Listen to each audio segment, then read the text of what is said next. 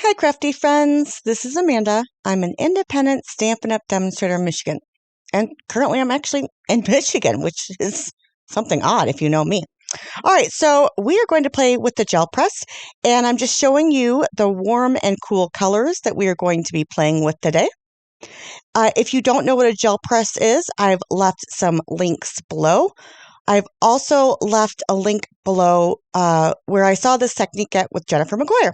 I wanted to make sure that it worked in our Stamparatus, so spoiler alert, it does, and it's fun. All right, today I'm going to be using Dandelion Wishes, and here I've heat embossed the Dandelion Wishes, the main, the three wishes, the dandelions, the three dandelions right in the middle. I heat embossed it in clear. I didn't know if clear and white made a difference, but I used clear. And I'm also using the butterfly bouquet background stamp because I think it's a background stamp. I mean, it's a background stamp that has dies. But anyways, the butterfly bouquet stamp, after all of that, the butterfly bouquet stamp, I've also heat embossed that. Here is this cool, very nifty stencil that I just showed you a little bit of. And a little bit later, we're going to be using a different stamp, the Fine Art Floral. Do you ever wonder if Stampin' Up! Comes with these names so that if you say them fast, then you, completely jumble your words? All right, never mind. Let's go on. All right, so this is a 5.5 by 7 gel press, and it fits perfectly in our Stamparatus. I am using some blues and greens, so Pretty Peacock, which is going away soon, don't forget, and Bermuda Bay, and then some Granny Apple Green. Now, this is a speedball brayer, and if you're like, oh my gosh, Amanda, it's dirty. Yeah, I play with my, what is this called again? Oh yeah, a brayer. Sorry, completely. I didn't just get back, but I felt like I just got back. And I'm going to brayer over it, but I usually use my gel press with acrylic inks. So much fun. You'll love it. But today I'm going to use it with our dye inks because it's fun too. Now, I chose to dab my ink on the gel press, and then I'm going to brayer it over. But the more times you brayer it, the more ink comes up, guys. So I'm going to brayer over that, over the color, so it kind of smooths it out. Press it down, fold it over, press it down, put some pressure on it, and then pull the paper away. Notice that I did not use my magnets, and that's so my gel press doesn't move. Okay, so I'm going to put again another 7 by 7 piece of paper, blank, completely blank, in my Stamparatus, and what's left on the gel press is the ghost print or the negative of what I just had. So this is looking a little splotchy, so we're going to add some more. I did about 5 layers. Jennifer McGuire got it done in 3, but apparently I'm heavy-handed with my brayer. This is definitely not the brayer to use with inks, I don't think. This is a speedball brayer, and I think this works okay for acrylic inks, but I think the better brayer is going to be the new Tim Holtz one, which is firm and squishy. You understand. It's a little bit both. So, I've even changed up my inks here just a little bit, made it a little bit darker. Again, I'm leaving my paper on the gel press and kind of rubbing it in, varnishing in, and then pulling the paper off the gel press rather than if I use the magnets, then I will actually be pulling off the gel press. And then how do you get it in the same position each time, right? So now here I'm doing a little bit less brayering. So, and I always clean up my brayer with a piece of paper. I just roll it out. That way you have some really cool things to cut out. Now, this is not for those type of people that don't like ink on their fingers and want very clean, very simple cards. Now, I love clean and simple cards, but this is more, well, for when you do acrylic inks, it's more grungy looking. I mean, it's really cool effects. There's lots of textures and everything. And with this as well, I guess it's just more textured. For instance, when you see this in real life, you can actually kind of see the layers. It's so unique. Jennifer McGuire said that she thought it was like an airbrush technique, and it really is. I mean, it's the most unique looking thing I have discovered in a long time.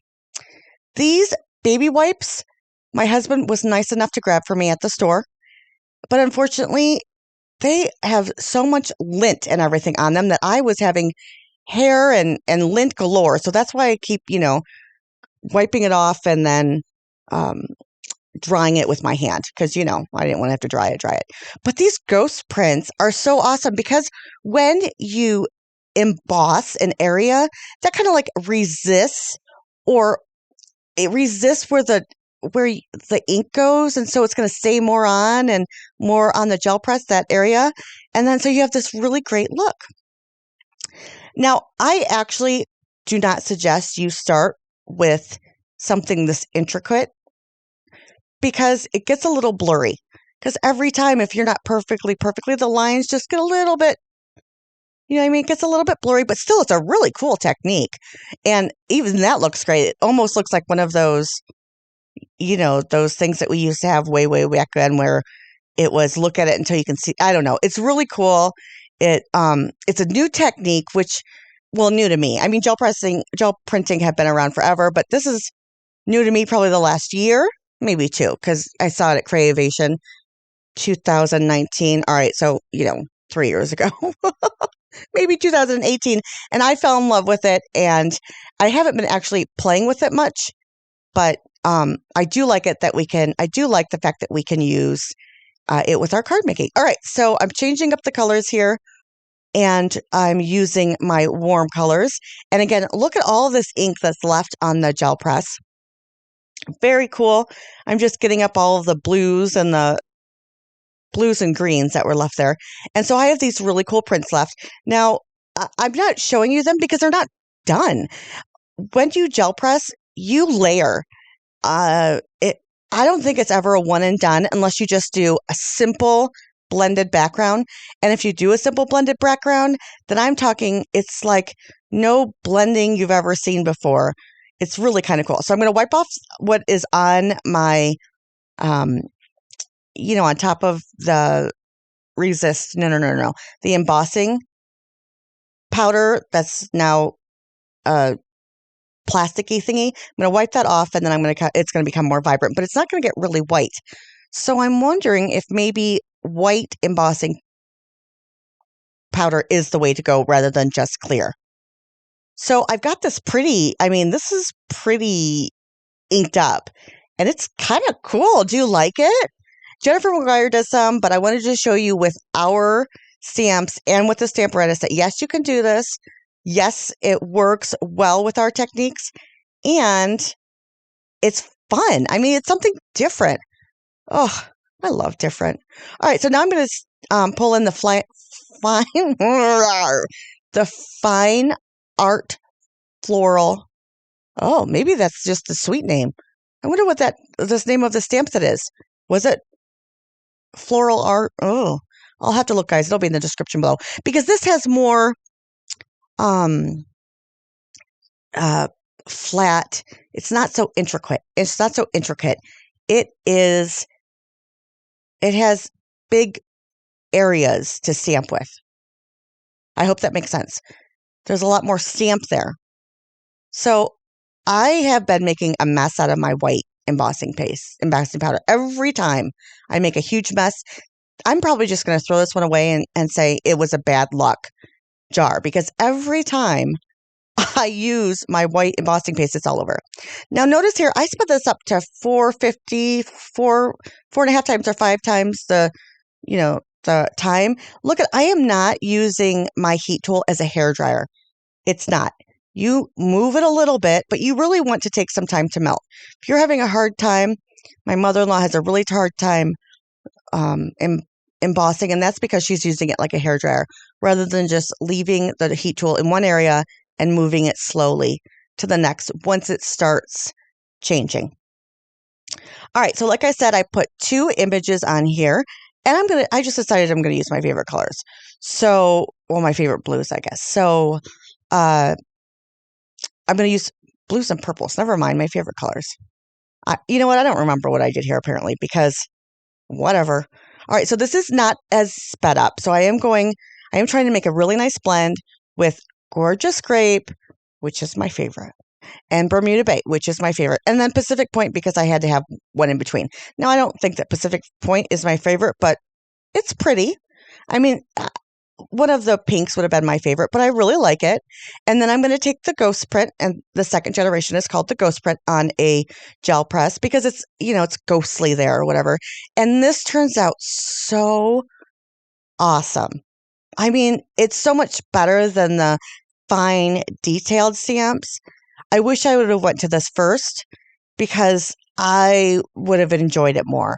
I mean, I did enjoy it but I was like, oh, it's blurry. I don't really want to put blurry on my card. But once I found out that this, what is this? A block. Like it's a block. It's, it has thick lines. There's not intricate things there. Once I realized this, I was like, oh, I can make a card with this so easily and awesome. Now, I saved where I cleaned off my brayer because that has all the same colors. And I'm going to cut these out in just a second. But look, look at that. There's nothing, I don't even know how you'd get that a different way. First of all, because it's the opposite. And spoiler alert, when you want to do opposites, the gel press is your buddy. And I'm getting in a small gel press so I can use it exactly like a stamp. So I can do reverse stamping, backward stamping, using the reverse side, whatever it is. But because it creates the reverse and there's color and color, I mean, it's just so amazing. I don't know how you do that without something like the gel press. So here it is. I'm wiping off white and look how much nicer. Now, it could be because the red stains more and the red just stained the embossing powder after it was heated. So the embossing, whatever, more. And I don't know. The truth is I have no idea, but I probably will use white from now on. All right. Now you can press it down like this, but I thought the thing about the Stamparatus is control. You're always going to have it in the same spot as long as you keep the gel press on your door of your Stamparatus and you use the two edges. So you're always going to have the same, you're going to know where to line it up. That's always been a problem when I've been gel press printing, because because you do layers. Every time you do layers, it was not straight. And when you're excited to do it, they're all over the place. So I really like the idea that you have this platform that you can use. And this is my very favorite stencil. I mean, how cute is that? So I'm going to link some videos below that show mostly with acrylic paint. So fun. Know that you can also do it with some alcohol paint. Okay, so I cut these out with the stitched shaped dies. I'm telling you, Stampin' Up! Is trying to get me to fumble my words here. And then I used some of this extra here. Now, just like in true fashion, I recorded an empty desk and I didn't record myself making this card. I'm not in love with these cards, I can tell you that much, but I'm in love with these backgrounds. I did it kind of fast because this was the day that I got home and I wanted to get a video to you guys. But look at this beautiful airbrushed like background and then one with the bold background. These are the cards I made. I used Playing with Patterns and the happy dies, happy set, happy, I don't know. But I really like this one on the left here. Oh, so cute, so fun, so different. I wish I would have had a different sketch to go with. But look at these great ones with the stencils. This is my very favorite background. I loved how I did this. I'll tell you really quickly. I used a sponge and I go and get these procedures done. So I get like a sponge every time I go, and on the other side it's like a little scrubber, and I use that scrubber. It's like a plastic scrubber. when I get my procedures. So I just used that scrubber. I pulled it apart and I used some of those different things. For the heart one, I just cut out some hearts and I laid them down as a mask. These ones with dandelion wishes, fun backgrounds. So I mean, look at that. That's so unique. I just don't know how you could get that background any other way. Just to use one of those backgrounds, and I mean, that's a whole background right there. You know what I mean? And it's all of our colors, and it just has this uniqueness to it that I don't know. I hope you guys will give it a try. Give me a thumbs up and like, and let me know what you think of this technique if you're going to try it or if you have done it. I'd love to know if you would like to play gel press with me. Maybe we could do a Zoom call. It would be so much fun to show each other different techniques and what we made. Thanks, everyone. You guys have a great day.